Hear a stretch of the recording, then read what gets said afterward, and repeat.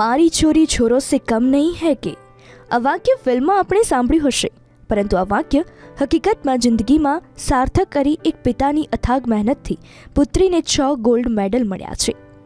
તારી સાથે કોણ લગ્ન કરશે? તારું શરીર પુરુષ જેવું થઈ જશે. અમે લોકોને શું કહીશું? પરિવારના સભ્યોના આ વાક્યો હંમેશા સાંભળવા મળતા. હાલમાં જ Gujarat state senior weight lifting ચેમ્પિયનશિપમાં સુરતની દીકરીએ ગોલ્ડ મેડલ મેળવીને લોકોને આશ્ચર્યમાં મૂકી દીધા છે.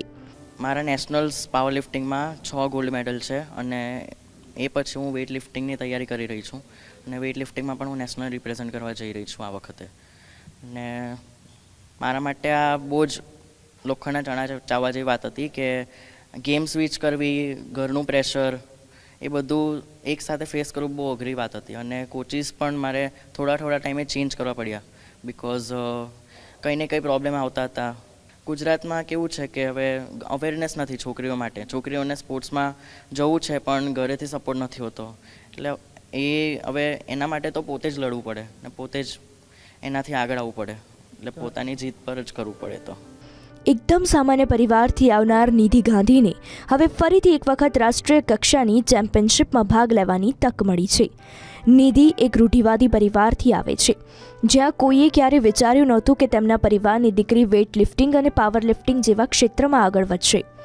જ્યારે નિધિને આ ક્ષેત્રમાં જવાની રુચિ આવી ત્યારે પરિવારના તમામ સભ્યો તેને આ ક્ષેત્રમાં જવાની ના પાડતા હતા. ખાસ કરીને નિધિની માતા દ્વારા તેને અવારનવાર મહેણા ટોણા મારવામાં આવતા કે તારી સાથે કોણ લગ્ન કરશે, તારું શરીર પુરુષ જેવું થઈ જશે, ત્યારે અમે લોકોને શું કહીશું?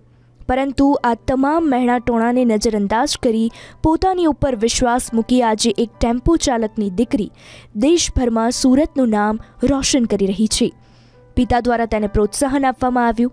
પિતા પોતે અગાઉ વેઇટ લિફ્ટિંગ કરતા, પરંતુ ઘરની જવાબદારીને કારણે તેમને વેઇટ લિફ્ટિંગ છોડી દેવું પડ્યું. પરંતુ સમાજ અને દુનિયામાં પોતાની દીકરી નામ રોશન કરે તે માટે પિતાએ તેની પાછળ મહેનત કરવાનું શરૂ કર્યું.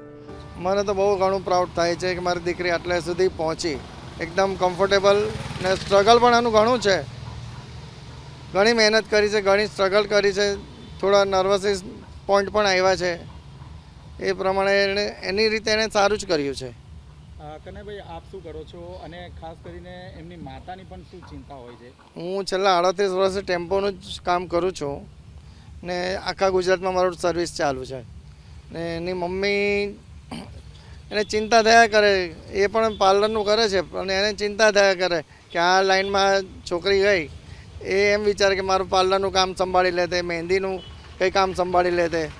એ બધું તો એને આવડે જ છે, એની મધરને એમાં છે એટલે. પણ આ એક લાઈન આખી અલગ છે જીમની, વેઇટ લિફ્ટિંગની.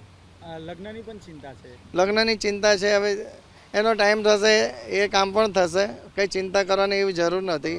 નિધિ અગાઉ પાવર લિફ્ટિંગ કરતી હતી, પરંતુ છેલ્લા 4 વર્ષથી તે વેઇટ લિફ્ટિંગ કરી રહી છે. પરિવારના લોકો એક તરફ, પરંતુ નિધિના પિતા નિધિની સાથે. આ જ કારણ છે કે આ ક્ષેત્રમાં તે ભારે વિરોધ બાદ પણ આગળ આવી અને હાલ તે નેશનલમાં 71 કિલોગ્રામ કેટેગરીમાં સિલેક્ટ થઈ છે, જે માટે તેણે તડામાર તૈયારીઓ શરૂ કરી દીધી છે. વર્ષ 2020માં ઓલિમ્પિક ગેમમાં મીરાબાઈ ચાનુને જોઈને તેને પ્રેરણા મળી હતી.